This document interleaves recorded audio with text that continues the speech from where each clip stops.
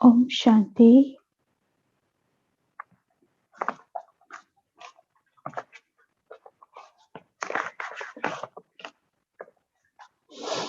आज बाबा के महावाक्य, पुरुषार्थ का मुख्य आधार क्या है, उस पर बाबा ने आज बताया है कि कैचिंग पावर।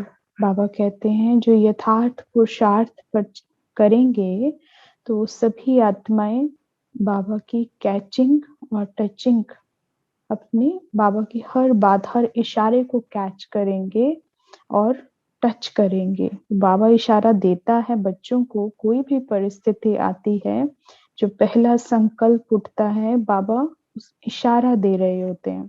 तो बाबा कहते हैं कि पुरुषार्थ का मुख्य आधार ही क्या है, कैचिंग पावर। आज बाबा ने उसको कंपेयर किया है साइलेंस की शक्ति और साइंस की शक्ति। जैसे साइंस वाले बहुत दूर से कोई भी आवाज आती है तो उनके पास ऐसे यंत्र हैं, ऐसी चीजें हैं जिससे वो दूर की चीजों को बहुत नजदीक से पता लगा सकते हैं।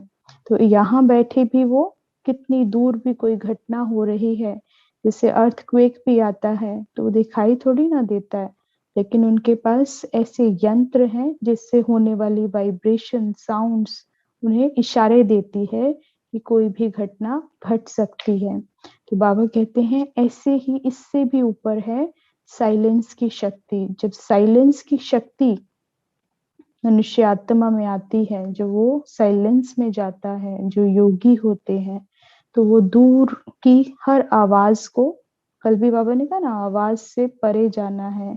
आवाज में 1 सेकंड में आ सकते हो, 1 सेकंड में परे जा सकते हो।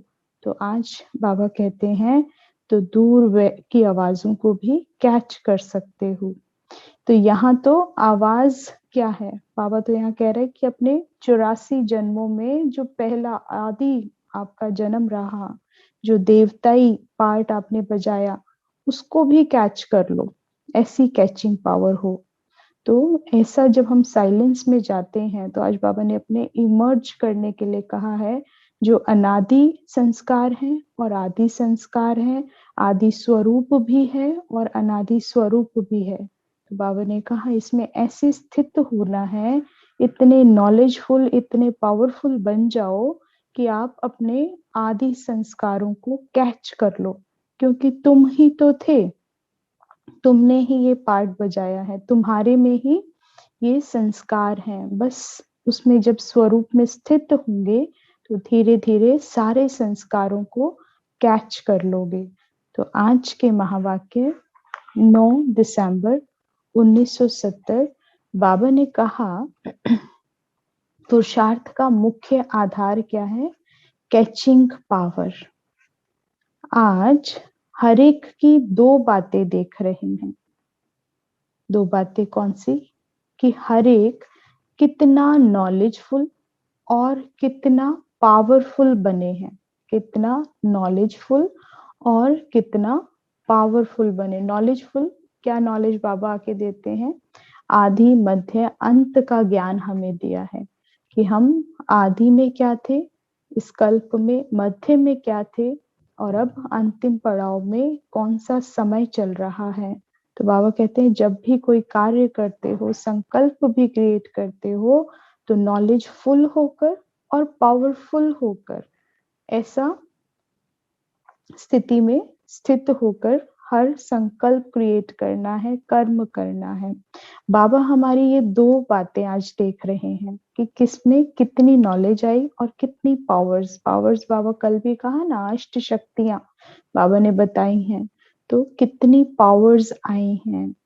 उसमें भी मुख्य कैचिंग पावर हर एक की कितनी पावरफुल है। पावर्स में भी, शक्तियों में भी बाबा ने एक विशेष शक्ति बताई है कि कैचिंग पावर कितनी है और कहाँ तक बच्चों में कैच करना आया है, क्या चीजें कैच करनी है। बहुत सारी बाबा हर बार कैचिंग और टचिंग पर बताते हैं, लेकिन आज बाबा ने कुछ और ही विशेष बताया है कि कैचिंग पावर में क्या कैच करना है। बाबा ने कहा कि पुरुषार्थ का मुख्य आधार ही पुरुषार्थ का मुख्य आधार ही कैचिंग पावर पर है, क्योंकि भगवान भी पढ़ा रहा है, वो जो बोल रहा है, जो बता रहा है, उसको भी यथार्थ कैच करना। एक सीधा सीधा मुरली पढ़ लेना, लेकिन उसके इशारों को समझना, कैच करना, ये भी एक शक्ति है। तो ये कितनी आई है? बाबा कहते हैं जैसे आजकल साइंस वाले आवाज को कैच करने का भी प्रयत्न करते हैं, लेकिन साइलेंस की शक्ति से आप लोग क्या कैच करते हो? वो तो आवाज को कैच कर लेते हैं, दूर से आती आवाज उनको इशारा दे देती है कि वहां पर कुछ है। लेकिन बाबा कहते हैं कि साइलेंस की शक्ति से जो बच्चे हैं वो क्या कैच कर सकते हैं? जैसे वह बहुत पहले के साउंड को कैच करते हैं साइंस वाले, वैसे आप क्या कैच करते हो? जैसे वह बहुत पहले के साउंड के को कैच करते हैं, ऐसे हम किसको करते हैं? अपने 5000 वर्ष पहले, 5000 वर्ष पहले, इतने पुराने। तो बाबा कहते हैं कि इतने पहले के दैवी संस्कार बच्चे कैच कर सकते हो। कैचिंग पावर इतनी आई है कि आपके जो दैवी संस्कार 5000 वर्ष पहले जो पार्ट बजाया, जो रोल बजाया, और वो जो संस्कार हमारे अंदर है, क्या उन्हें इमर्ज कर सकते हो? ऐसी कैचिंग पावर इतनी आई है। वह तो केवल साउंड को कैच कर सकते हैं। आप अपने असली संस्कारों को सिर्फ कैच नहीं करते, लेकिन अपना प्रैक्टिकल स्वरूप बनाते हो। कैच के साथ साथ बाबा क्या कह रहे हैं कि साथ साथ स्वरूप भी बना लेते हो। केवल इशारा को समझना नहीं है उसको, लेकिन उसके स्वरूप में आ जाना बहुत बड़ी बात है। बाबा कहते हैं सदैव यह स्मृति में रखो कि मैं यही था। और क्या है वो 5000 वर्ष पहले के संस्कार? दिव्य संस्कार हैं, देवात्माओं के हैं, जो श्री लक्ष्मी श्री नारायण का पद है, और उनकी जो कर्तव्य, जो रोल उन्होंने, और जैसे जिस अवस्था में मनसा वाचा कर्मणा जो चलता था, उन सबको कैच कर लो। तो बाबा कहते हैं और फिर उसका स्वरूप बन जाओ। इतनी स्मृति आई है। बाबा कहते हैं अपनी स्मृति को पावरफुल बनाओ, और इसके लिए करना क्या है? कैचिंग पावर के लिए बाबा कहते हैं जो आपकी स्मृति है उसको पावरफुल बनाओ, अर्थात श्रेष्ठ और स्पष्ट बनाओ। ये दो बातें आज बाबा ने कही। बाबा आज कंपेयर करेंगे, जैसे शुरू में नॉलेजफुल और पावरफुल कहा, अभी बाबा कहते हैं श्रेष्ठ और स्पष्ट बनाओ। श्रेष्ठ कौन से होते हैं? संकल्पों को। श्रेष्ठ अपना क्या बनाना है? संकल्प बनाने हैं, जिससे स्मृति कैसी हो जाएगी? यादगार कैसी हो जाएगी? श्रेष्ठ हो जाएगी। तो बाबा कहते हैं श्रेष्ठ और स्पष्ट, क्योंकि जैसे संकल्प श्रेष्ठ होंगे, स्मृति श्रेष्ठ होगी, तो जो स्वरूप बनेगा संकल्प का, बाबा कहते हैं वो स्पष्ट हो जाएगा। तो बाबा ने कहा स्मृति को इतना पावरफुल, इतना शक्तिशाली बना दो कि आपका हर संकल्प श्रेष्ठ हो और स्पष्ट बन जाए। जैसे अपने वर्तमान स्वरूप का, वर्तमान संस्कारों का स्पष्ट अनुभव होता है। अभी होता है ना स्वरूप और संस्कार, ये दोनों क्या है? स्पष्ट अनुभव होते हैं। ऐसे अपने आदि स्वरूप और संस्कारों का भी इतना ही स्पष्ट अनुभव हो। समझा? इतनी कैचिंग पावर चाहिए।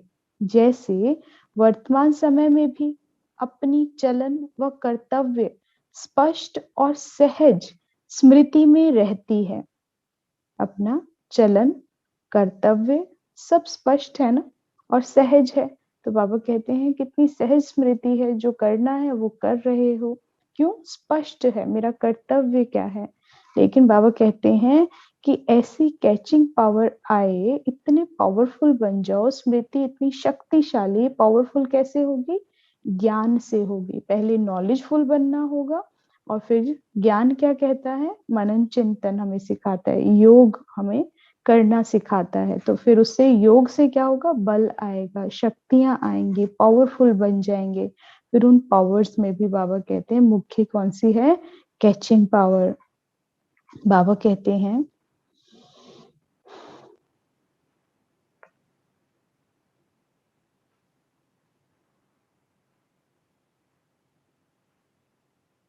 सदैव यही दृढ़ संकल्प रहे कि यह मैं ही तो था।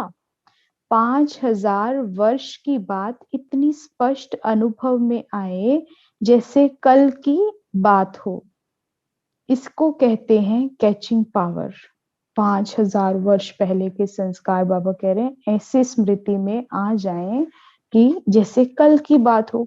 कल की बात यानी अभी थोड़ा समय घटित हुआ है, जो थोड़े समय पहले की बात है, वो स्मृतियां एकदम स्पष्ट होती हैं। तो इतनी स्पष्टता आ जाए, तो बाबा कहते हैं अपनी स्मृति को इतना श्रेष्ठ और स्पष्ट बनाकर जाना है। कहाँ जाना है, किससे बात कर रहे हैं, भट्टी में बच्चे आए हुए थे, तो जो भट्टी चल रही थी योग भट्टी, उसमें बाबा ने जो बच्चों से बातचीत की तो उन्हें बोला कितना श्रेष्ठ और स्पष्ट अपने को बनाकर जाना है कि कैचिंग पावर अपने आदि संस्कारों की एकदम स्पष्ट हो जाए।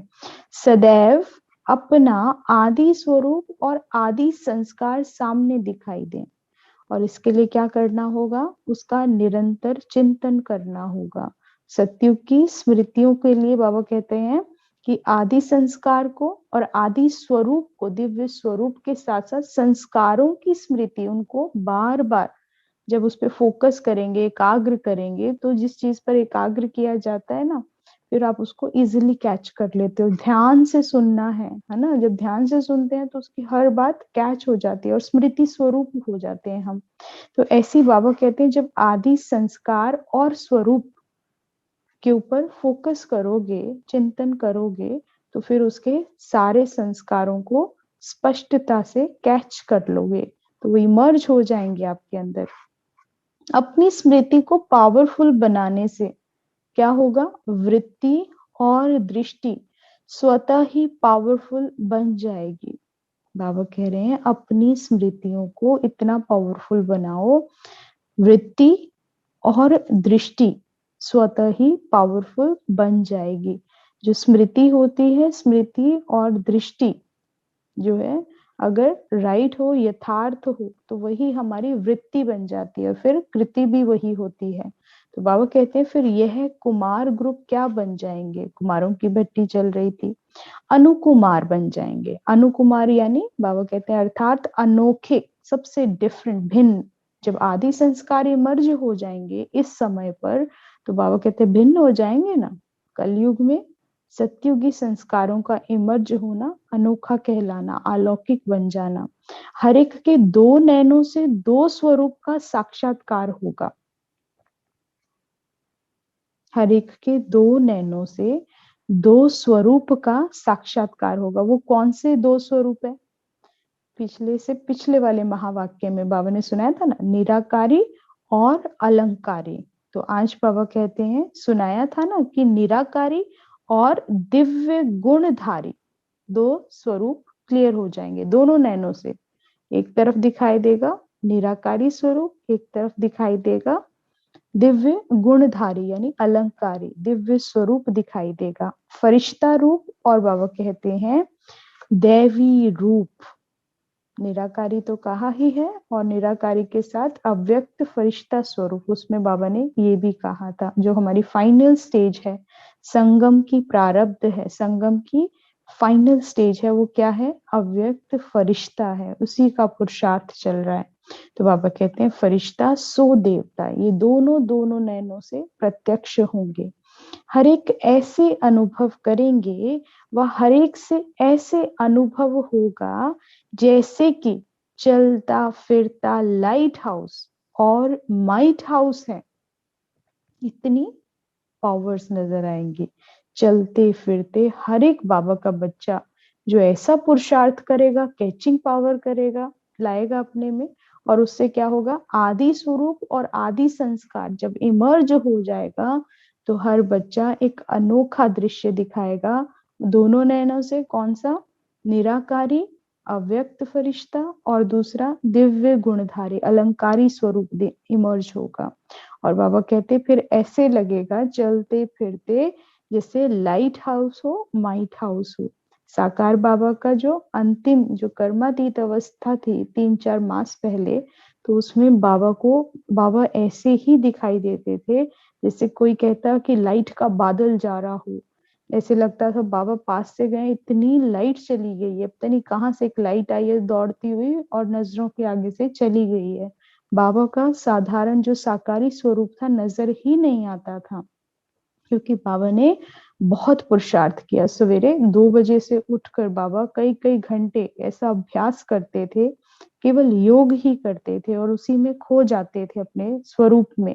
तो बाबा कहते हैं ऐसे अपने स्वरूप का साक्षात्कार होता है क्या? स्वयं को होता है?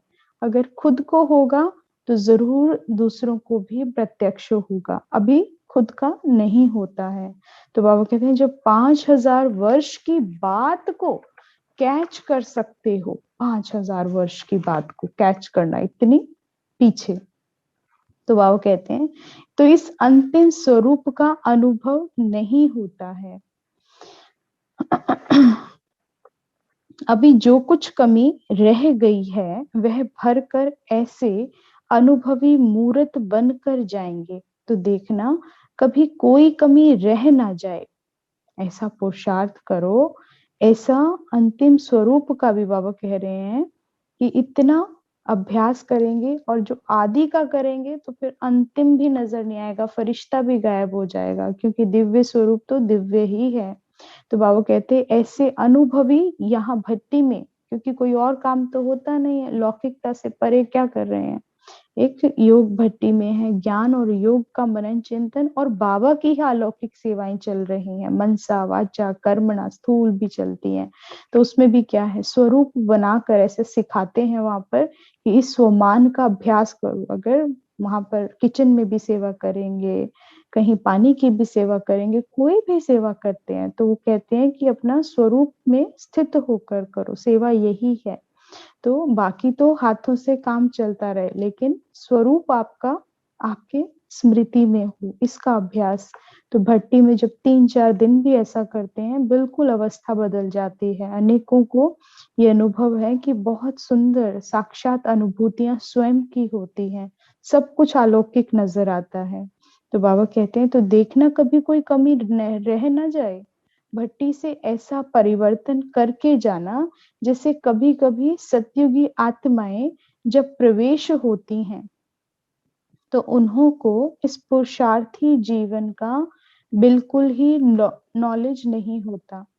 ऐसे आप लोगों को कमजोरियों और कमियों की नॉलेज ही मर्ज हो जाए। बाबा कह रहे हैं कि कभी कभी जैसे सतयुगी आत्माएं जब प्रवेश होती हैं तो उनका इस पुरुषार्थी जीवन का बिल्कुल नॉलेज ही नहीं होता। ऐसे आप लोगों को कमजोरियों और कमियों की नॉलेज ही मर्ज हो जाए, कि हमें याद ही ना रहे। जो पुरुषार्थ में क्या पुरुषार्थ है हमारा, कि व्यर्थ को खत्म करना है और स्मृति स्वरूप किसका बनते हैं, उसका आवाहन करते हैं, स्मृति लाते हैं, स्वरूप का अभ्यास करते हैं, फिर कमी कमजोरियों से युद्ध चलता है। तो पुरुषार्थ में क्या है, कभी चढ़ रहे हैं कभी गिर रहे हैं, यही चलता है ना, युद्ध चलती रहती है। तो बाबा कहते हैं ये बिल्कुल भी स्मृति में ना आए। तो बाबा कहते हैं इसके लिए विशेष इस ग्रुप को 2 बातें याद रखनी है, 2 बातें 2 शब्दों में ही है। एक बहुत सुंदर बाबा ने 2 शब्द बताए हैं, एक है गेस्ट हाउस, कैसे आपके अंदर कमी कमजोरियों की विस्मृति हो जाएगी, केवल सतयुगी इमर्ज होगा, उसके लिए बाबा कहते हैं एक है गेस्ट हाउस, दूसरा है गेट आउट, अर्थात बाहर निकालना है और आगे के लिए अंदर आने नहीं देना। गेस्ट हाउस में क्या होता है, जब गेस्ट हाउस में स्टे करते हैं, बुकिंग भी होती है, तो हमेशा स्मृति रहती है कि मेरे को इतना समय यहाँ पर स्टे करना है और फिर चले जाना है। गेस्ट को हमेशा स्मृति है कि अब घर जाना है, ये यहाँ पर थोड़े समय के लिए कर्तव्य के लिए आया हूँ, कर्तव्य निभाया और फिर जाना है। तो बाबा ने कहा कि स्मृति क्या रखेंगे, गेस्ट हाउस, हर वक्त यही रखो कि मैं गेस्ट हाउस में आया हुआ हूँ। फिर जब गेस्ट हाउस स्मृति रहेगी तो कर्तव्य पूरा होते ही, कर्म करते ही स्मृति क्या जागृत होगी कि अब मुझे वापस घर जाना है। फिर परम धाम में निराकारी स्थिति, अव्यक्त फरिश्ता। और बाबा कहते हैं फिर जो कमी कमजोरियां निकाल देनी है उसको क्या कहेंगे, गेट आउट कहना है। बाबा ने कहा दूसरा, इस पुरानी दुनिया को सदैव गेस्ट हाउस समझो, फिर कभी कमजोरी व कमी का अनुभव नहीं करेंगे। सहज पुरुषार्थ है ना, इस ग्रुप को कमाल कर दिखानी है। इसलिए सदैव लक्ष्य रखना है कि अब फिर 21 जन्म के लिए रेस्ट करना है, लेकिन अभी 1 सेकंड में भी मनसा वाचा कर्मणा सर्विस से रेस्ट नहीं करनी है। बाबा ने कहा 21 जन्म के लिए बहुत रेस्ट मिलेगा, कोई पुरुषार्थ नहीं है वहां पर। यहाँ जो कर्म कर रहे हैं उस कमाई को सतयुग में भोगना है। अकर्म वहां पर कहलाता है हर कर्म, कि जो यहाँ स्टॉक जमा होगा उसको फिर यूज करेंगे, एंजॉय करेंगे। वहां कोई काम है ही नहीं, कोई मेहनत ही नहीं है। लेकिन मेहनत सारी कहाँ है, बाबा ने कहा यहाँ पर है, यहाँ में बहुत मेहनत करनी है। यहाँ रेस्ट नहीं करना, ना मन को रेस्ट देना है, ना वाणी को, ना कर्म को। बाबा कहते हैं सिर्फ सेवाओं में मनसा वाचा कर्मणा अपनी तन मन धन सब लगा दो निरंतर। क्योंकि यहाँ पर बाबा कहते हैं 1 सेकंड की जो पुरुषार्थ है, चाहे याद का पुरुषार्थ है, चाहे तन से आप कोई सेवा करें, धन से कर रहे हो, 1 सेकंड कुछ भी सेवा करोगे उसमें पद्मों की कमाई है। 1 सेकंड की संगम का ऐसा 1 सेकंड इतना विशेष है। तो अपने आप को निरंतर भट्टी में ही समझो। मैं भट्टी से निकला ही नहीं हूँ, ये नहीं कि मधुबन या कहीं और जाके करना है। निरंतर यहाँ मुरली पढ़ी, फिर सेल्फ पुरुषार्थ, उसके ऊपर चिंतन, फिर पुरुषार्थ के बाद उसके चिंतन करते करते उसमें मग्न हो जाना है, योग अभ्यास करने हैं, फिर मनसा सेवा करनी है। जो शक्तियां प्राप्त करोगे वो विश्व की अशांत दुखी आत्माओं को शांति का दान। तो ऐसे निरंतर अपना चार्ट बनाओ, बेहद बेहद बेहद बुद्धि रखकर सेवा करते चलो। तो बाबा कहते हैं मनसा वाचा कर्मणा सर्विस से रेस्ट नहीं करनी, क्योंकि सतयुग में एक बहुत लंबे टाइम के लिए 21 जन्मों के लिए रेस्ट मिलने वाला है। तब ही बेस्ट बनेंगे। जो रेस्ट यहाँ नहीं करेगा, गेस्ट समझेगा अपने आप को, वही बेस्ट बनेगा। समझा? देखो बाबा कैसे अपना, जैसे पोइट्री होती है ना, पोइम चलती है, ऐसे बाबा की महावाक्य चलते हैं, गेस्ट रेस्ट बेस्ट। समझा? क्योंकि यह है hard worker group. Hard worker group में रेस्ट नहीं, कभी रेस्ट नहीं करता और वेस्ट नहीं करता, है ना। बेस्ट बनने के लिए फिर बाबा कहते हैं कमी कमजोरी क्या होगी, जो वेस्ट है वो भी ना तो अपना समय वेस्ट करता है, ना अपना अब एनर्जी वेस्ट करता है। मनसा वाचा कर्मणा, अपना समय को नष्ट नहीं करना। तो बाबा कहते हैं इसलिए हार्ड वर्कर्स ग्रुप व रूहानी सेवाधारी कहो, ऐसे संगठन को सेवा के सिवाय और कुछ सूझे ही नहीं। मन बुद्धि में क्या चले, अगर कोई सेवा नहीं आ रही है, स्थूल तन से नहीं आ रही है, तो अपने मन को परम धाम में टिका दो, वो भी सेवा हो रही है। आपकी याद, आपके विकर्म विनाश आप में शक्तियां भरेंगे, और प्रकृति जो है जहां बैठेंगे वहां वायुमंडल सतो प्रधान होने लगेगा। तो ये भी कितनी बड़ी सेवा है। तो बाबा कहते हैं यह है नाम का काम। यह भी याद रखना, सेवा प्रति स्वयं को ही ऑफर करना है, तब बाप दादा से ऑफरिंग मिलेगी। स्वयं को सेवा में ऑफर करना है अपने आप से। ये नहीं कि कोई कहे कि ये सेवा करनी है, आप ये सेवा कर देंगे। ऐसा होगा तो उसका कुछ हिस्सा जो सेवा करवा रहा है, जिसने आदेश दिए हैं, तो वो ले जाएगा। लेकिन खुद को अगर सेवा दिखाई देती है, मैं अपने आप से मुझे ये करना है, किसी के बिना कहे, तो फिर दुआएं कितनी सारी आपके नाम होंगी। तो जो जमा होकर खाता होगा वो पूरा का पूरा आपका होगा। लेकिन कह कर करवाएंगे तो वो सेवा नहीं कहलाएगी। और मन की स्थिति भी है कि कोई कहेगा और आपका मन ही ना हो, तो फिर वो जो कह रहा है उसका भी खाता बन जाएगा। तो बाबा कहते हैं ऐसा नहीं करना। बाप दादा को अपने आप को ऑफर करो। तो बाबा ऑफरीन देंगे। तो बाबा कहते हैं हार्ड वर्कर्स व रूहानी सेवाधारी ग्रुप को सदैव एक स्लोगन यह याद रखना है। कौन सा?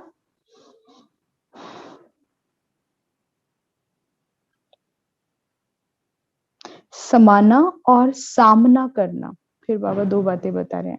समाना दोनों शक्तियां हैं, समाने की शक्ति और सामना करने की शक्ति। बाबा ने कहा यह हमारा निशाना है, समाना और सामना करना।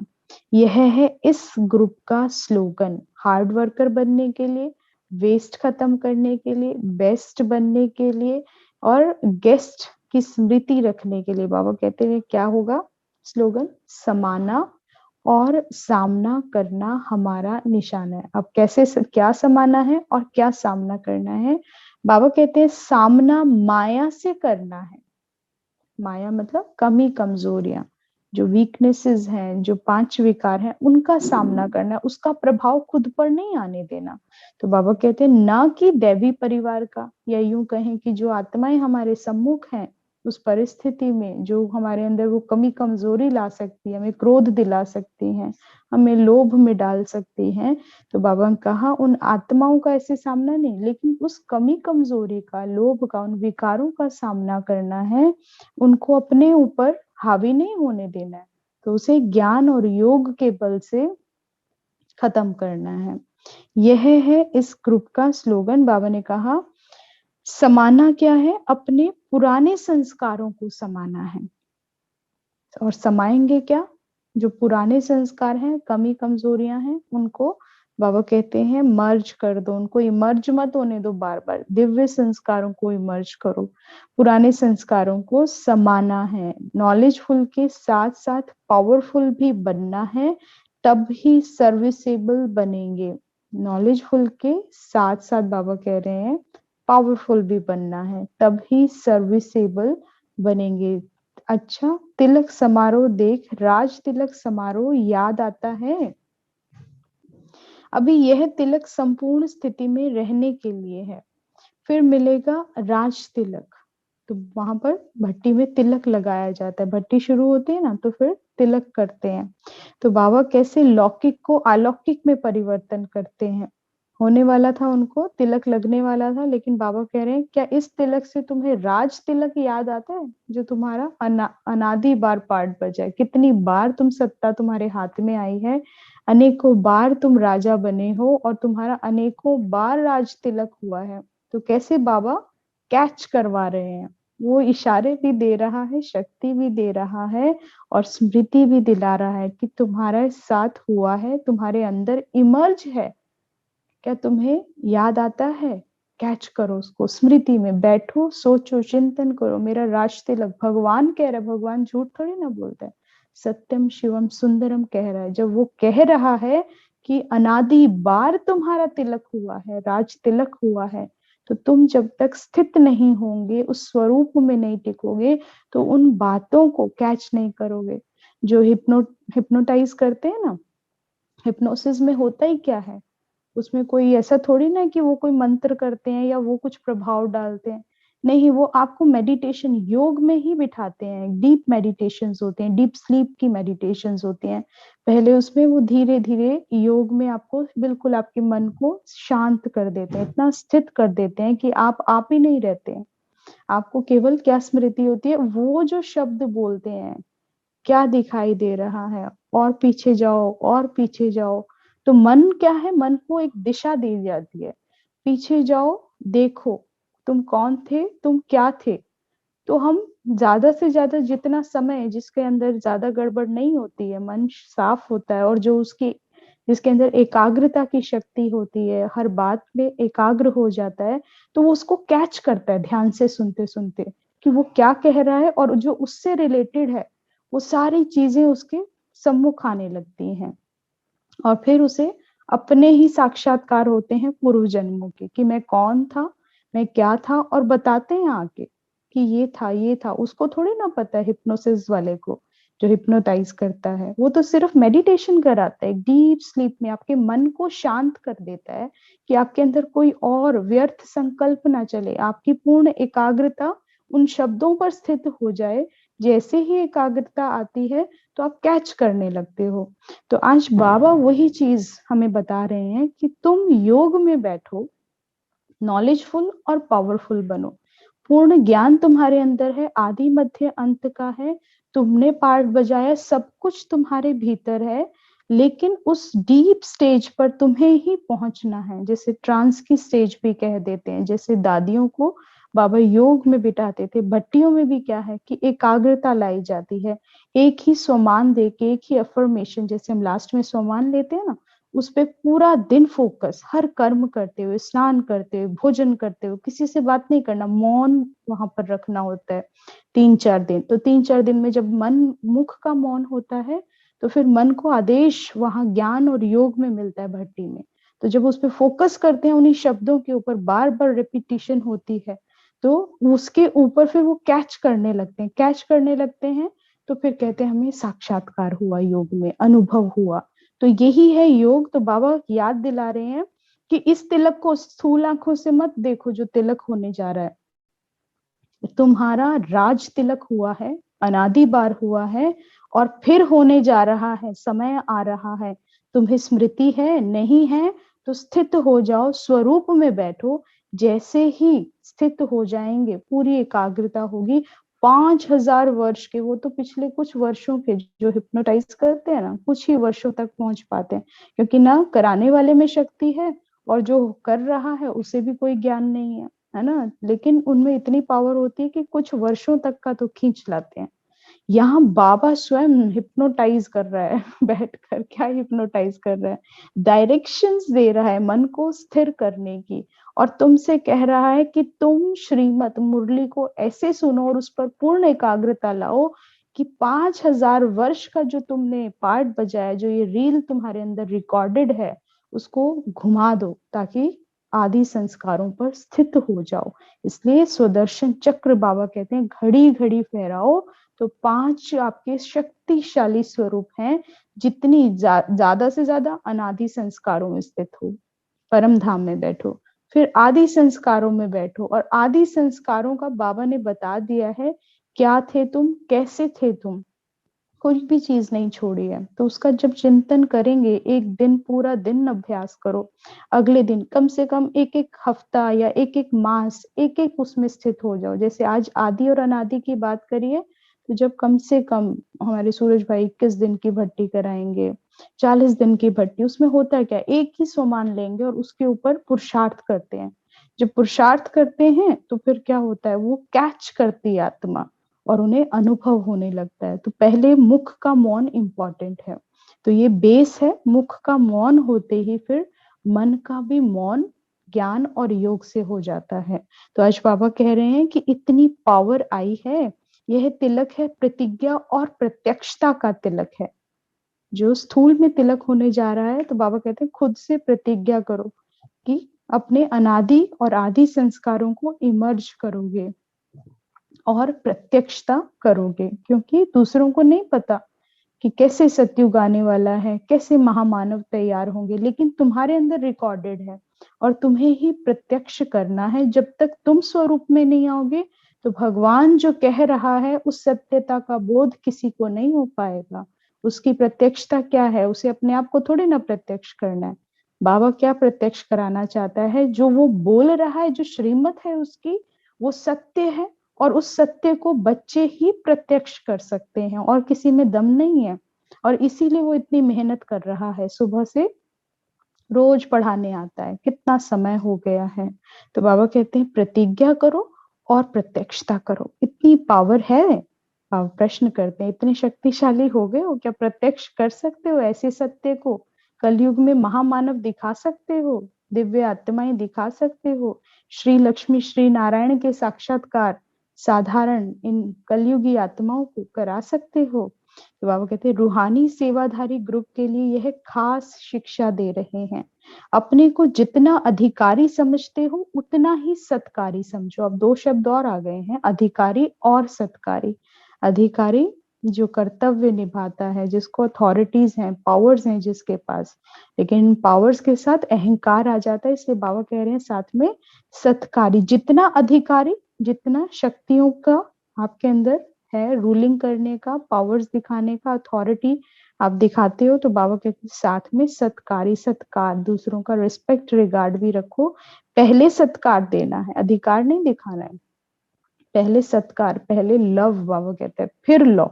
क्या लॉ जब बताते हो, अपने कानून सिखाते हो, अपनी श्रीमत की मर्यादाएं बताते हो, क्या तुमने उन्हें पहले पालना दी है, प्यार दिया है? जैसे बाबा ने हमें पहले प्यार किया, उसके बाद मर्यादाएं सिखाई हैं, कि जब प्यार हो गया, स्नेह हो गया, समझ आ गया, अपने बन गए, तो अपने घर में अपने मर्यादाएं कैसे रहना है, कैसे चलना है, फिर सिखाई जाती है। लेकिन पहले पालना होती है। जैसे बच्चे का जन्म है, पहले उसको पैदा होते ही कानून नहीं सिखा दिया जाता है, पहले उसको पालना देते हैं, प्यार करते हैं। धीरे धीरे जब समझने लगता है, बड़ा हो जाता है, फिर उसको मर्यादाएं भी साथ साथ सिखाई जाती हैं।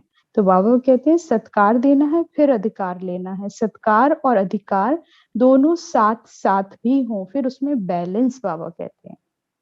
अगर सत्कार को छोड़ सिर्फ अधिकार लेंगे तो क्या हो जाएगा?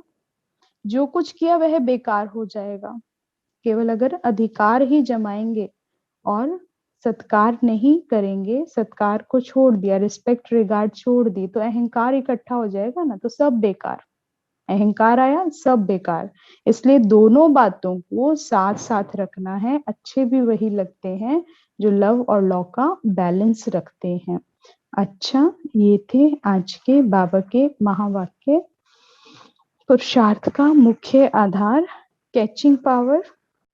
बाबा ने इसमें आपको स्वरूप और संस्कार इमर्ज करने के लिए कहा। आदि और अनादि संस्कार इमर्ज करो, आदि स्वरूप को इमर्ज करो। उसके लिए बाबा ने फिर क्या क्या बताया आपको, कौन कौन से हैं कि निराकारी और दिव्य गुणधारी, इसी का बार बार रिहर्सल करना है, अभ्यास करना है, खुद को गेस्ट हाउस समझ कर रहना है इस दुनिया में। और कमी कमजोरियों को, जो वेस्ट है, उसको बाबा ने कहा गेट आउट कर देना है, तब ही बेस्ट बनेंगे। कोई रेस्ट नहीं करना है, मनसा वाचा कर्म ना, टाइम नहीं वेस्ट करना है, निरंतर पुरुषार्थ में लगे रहना है। दो शक्तियां बाबा ने बताई उसके लिए, कि समाने की शक्ति और सामना करने की शक्ति। समाना क्या है? पुराने संस्कारों को समाते चले जाओ। और सामना दैवी परिवार का नहीं करना है, आत्माओं का नहीं करना है, कमी कमजोरियों का करना है, अपने ज्ञान और योग से करना है।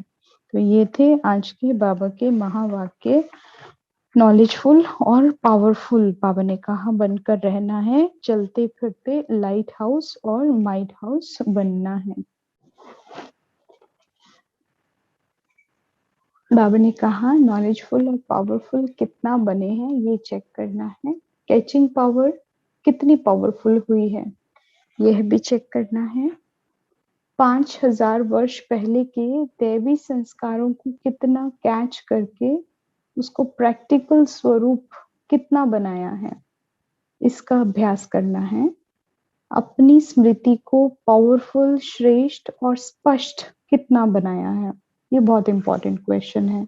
इसके ऊपर विशेष पुरुषार्थ करना है। श्रेष्ठ संकल्प ही क्या है कि नवयुग के जो देवी संस्कार हैं और दिव्य स्वरूप है, उसको घड़ी घड़ी मर्ज करना। जब संकल्प श्रेष्ठ होंगे, स्मृति श्रेष्ठ होगी, तो आपका स्वरूप भी स्वतः ही स्पष्ट हो जाएगा। अपनी असली चलन सहज और स्पष्ट स्मृति में कितना रहती है, ये भी चेक करना है। निराकारी और दिव्य गुणधारी, ये दोनों स्वरूपों का नयनों द्वारा साक्षात्कार कितना होता है। निराकारी और दिव्य गुणधारी, ये दोनों स्वरूपों का नयनों द्वारा साक्षात्कार कितना होता है। पहले खुद इस स्वरूप में स्थित हो तो दूसरों को भी अनुभव होगा। गेस्ट हाउस और गेट आउट, ये दो शब्दों को स्मृति में रखना है, घड़ी घड़ी याद करना है कि मैं गेस्ट हूँ, ये दुनिया गेस्ट हाउस है, अपने कर्तव्य के लिए आया हूँ। और जो मेरे अंदर कभी कमी कमजोरी आती है या खुद दूसरों की देखने की पर चिंतन में ऐसा भी होता है, तो भी उसको भी गेट आउट करना है। पुराने संस्कारों को कितना समाया है, माया का सामना कितना करते हैं, ये भी चेकिंग करनी है। पुराने संस्कारों को कितना समाते हैं अपने अंदर, इसकी प्रैक्टिस करनी है, क्योंकि ध्यान किस पर देना है? इमर्ज करने पे। जितना चिंतन, जितनी स्मृति नए संस्कारों, दिव्य संस्कारों की, मर्यादा पुरुषोत्तम हूँ, डबल अहिंसक हूँ, बाबा ने बताया है ना, संपूर्ण निर्विकारी। तो बाबा ने कहा जब आप ऐसी स्थिति में इसका अभ्यास करेंगे तो अपने आप ये इमर्ज होंगे और वो अपने आप समाते डाउन होते चले जाएंगे, वो मर्ज हो जाएंगे, ये इमर्ज हो जाएंगे। फिर चेकिंग करनी है कि ये समाये हैं कि यही इमर्ज हो रहे हैं। आज का स्वमान है, मैं निराकारी और Divya गुणधारी light house, might house आत्मा हूँ।